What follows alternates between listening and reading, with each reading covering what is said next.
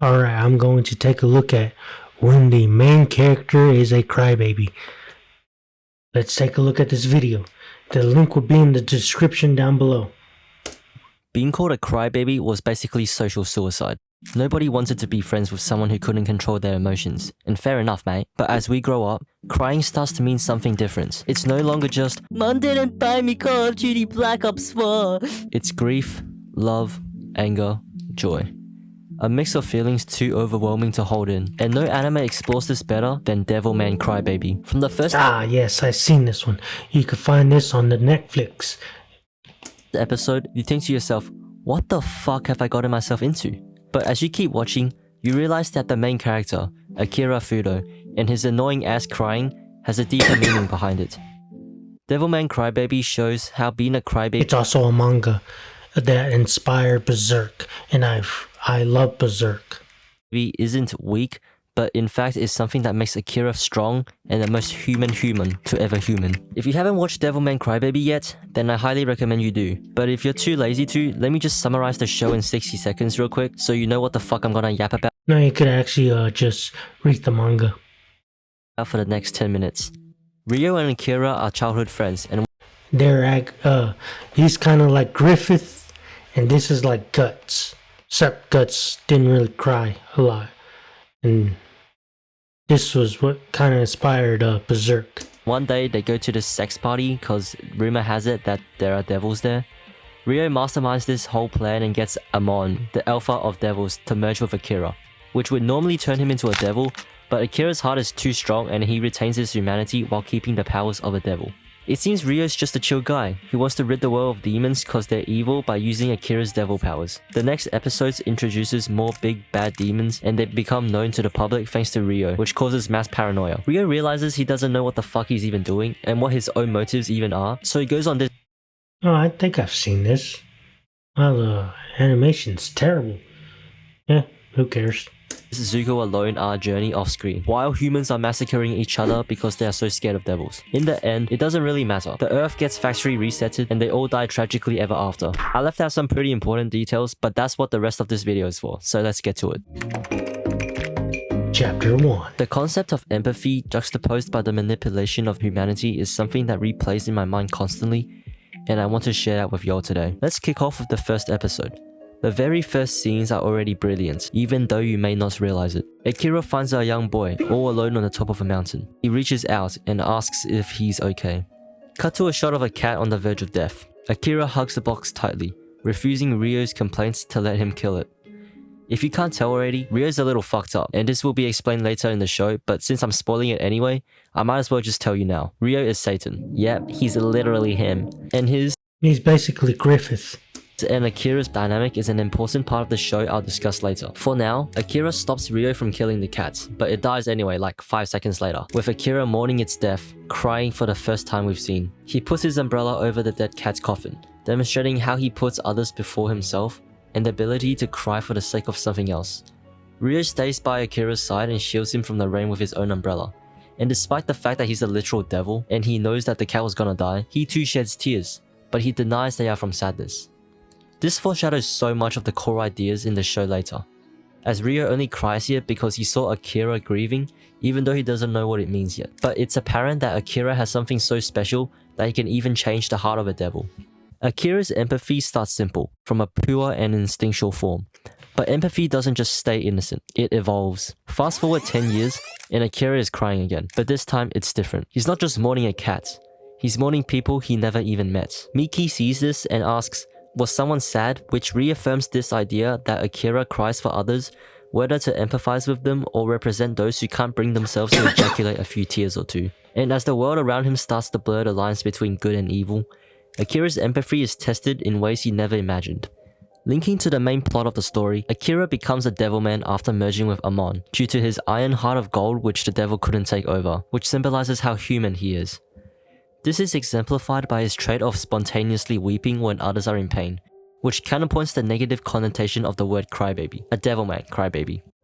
So throughout the show, Akira fights devils, right? Because they kill humans and stuff, so they're obviously the bad guys, right? Yes, that wasn't a trick question or anything.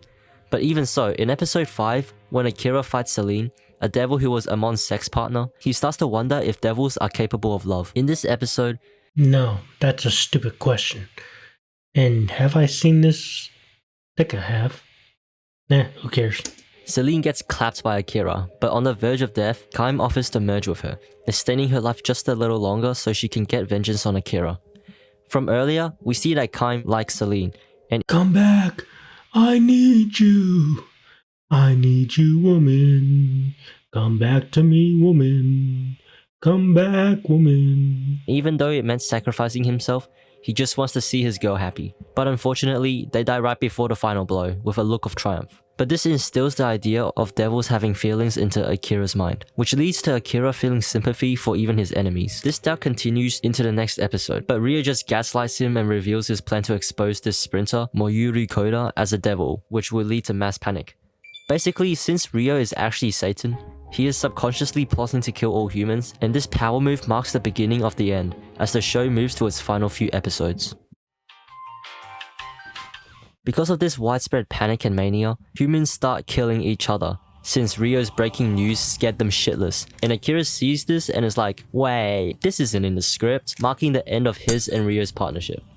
I know this video is focused on Akira and the significance of crying, but it wouldn't be a complete analysis without mentioning Ryou.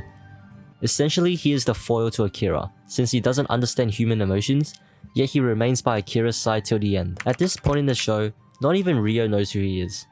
One minute he's saying how humans can win against devils, the next he does a 180, excitedly explaining how devils will win due to the weakness of human emotions. But despite this two-faced personality, he still wishes to keep Akira alive, which is part of the reason he turned him into a devilman. Ryou eventually realizes who he really is, but before all of this, Akira holds on to the belief that humans do have the power to overcome fear and beat devils as he has done himself, and tries to gather his own army of devilmen by encouraging them to regain control of their hearts. The heinous acts from blind hatred he witnesses only empowers him to continue his struggle, like intervening in a public humiliation of innocent people by enduring the pain for them, and telling the Delulu crowd to kill him instead.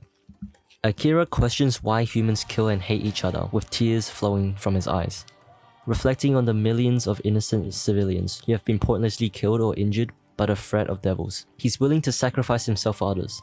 Oh lord, he's just like every other main character. Is this a shonen? But his resolve was sneered at, his tears ridiculed, and misunderstood by the fear-mongered mob. But Akira still holds hope, and is able to remain human, despite losing his parents, Ryou, and his foster parents, thanks to one person, Miki. She is the only one who understands that Akira cries for others, and even though he was exposed as a devilman, she still trusts him because she knows the kind soul Akira has that grounds him to humanity. Miki comes in clutch, writing the most insightful and enlightening tweet of all time, expressing how if we all cried for others and were more thoughtful, peace would be possible. At first, the incel cucktards of Twitter were at it with their usual hatred, but slowly, people began actually understanding what they were reading, and realized she was spitting facts. Humanity finally agrees upon something, and chooses to believe in Akira after Miki outlines Akira's kindness and empathy. It's a shame that moment only lasted 20 seconds, cause everything changed when the Fire Nation attacked. Yeah, Avatar, The Last Airbender. What a great show. That's a great cartoon. If you haven't seen that cartoon, go see it. It's a great cartoon. Akira gets jumped by this bitch-ass Koda, and while he's busy fighting some devils, Miki gets hunted by those who opposed her tweet. She tries to escape, but alas, she was unable to see Akira one last time. Akira-kun. Baton. Akira-kun. Baton.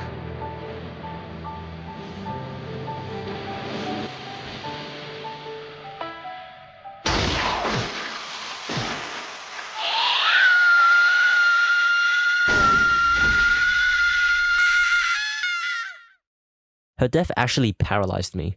I just sat there, mouth open, with my last 2 brain cells trying to process what the fuck just happened. In just a couple scenes, Miki Yeah, I really don't care. It's not Berserk like, even though this inspired Berserk, this doesn't really bother me. It's not a very good show. lost her best friend, her homeboys, and she couldn't pass the baton to Akira, which symbolized the dream of humanity getting through this war. Akira rushes back, but he didn't make it in time. His house was set ablaze, and the heads of those he cared about protruded from sticks being paraded by the humans who did it. Miki's lifeless eyes stared back at him, and he absolutely loses his shit.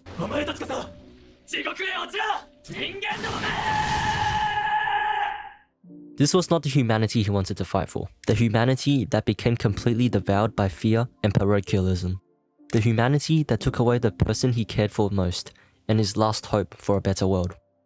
We now get to the last episode where Ryou gives us his entire backstory and officially comes out as as Satan. We see glimpses of the childhood he shared with Akira, and it wraps up with Ryou telling Akira to live as a demon and join him. Part of Ryou is No, thank you, I don't want to. human, and being with Akira allowed him to experience empathy and emotions of humans. And even though he aims to exterminate all humans, he truly cares about Akira. Obviously, Akira says and draws a literal wedge between them. Akira declares that he won't cry for Ryou, and all his tears have dried up, which symbolizes how he's lost all empathy for Ryou after he killed his loved ones. Thanks to Miki's post, devilmen like himself have gathered and prepared to fight. Akira doesn't care about humanity anymore, and is fueled solely by vengeance, which I interpret as abandoning his heart and Yeah, that's better. Go for vengeance. Crying all the time, that's crazy. But vengeance, that's good. empathy, thus becoming more akin to demons. Except he is still able to remain in control because the underlying desire for revenge is for the loved ones he's lost. So even with no tears left to cry, he is still human and does this for others, acknowledging the memories he shared with them. This is the meaning of being human, as connecting with others and doing things for the sake of others is a pillar of our dominance over the animal kingdom. An all-out war breaks out. Demons versus humans versus devilmen versus God. Akira confronts Ryou for the final showdown and is immediately losing since Ryou is literally fucking Satan. But as he was losing body parts in the fight, the devilmen who he inspired and represented came to his aid, merging with him and giving him the strength to continue on. Tragically, Akira gets no diffed and dies at the hands of his best friend. Satan succeeds and humans are eradicated. An Evangelion scene unfolds with Ryou chilling next to Akira on the rock they first met. Flashbacks of the times they spent together play in his mind, and Akira was always there by his side. This is wrapped up perfectly with the first scene of the show, as Akira cries for the cat while Ryou knows it would die regardless, which mirrors the entire journey of Akira and everything ultimately being pointless in the end. And even more fittingly, you know what, just play the scene. アキラ、俺ばっかりに喋らせるな。アキラ、俺は今、何かを感じているよ。これは何だ？教えろ。なんだ、アキラ。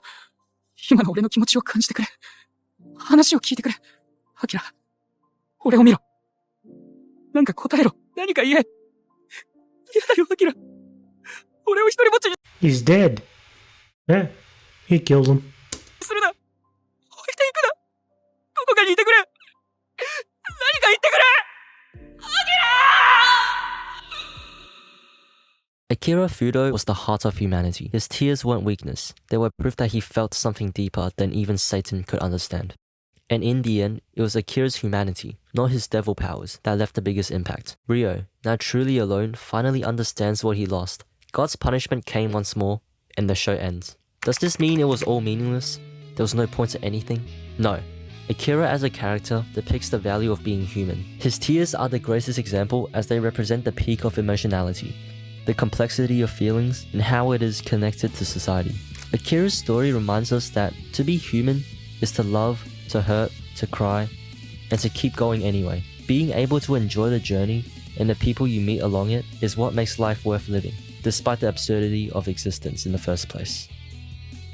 I hope you enjoyed this massive tangent, and if you have anything to add or if I'm wrong about something, then feel free to yell at me in the comments. I do read all of them. Please consider subscribing if you're new, and until next time whenever that'll be, thanks for watching, and remember that crying is...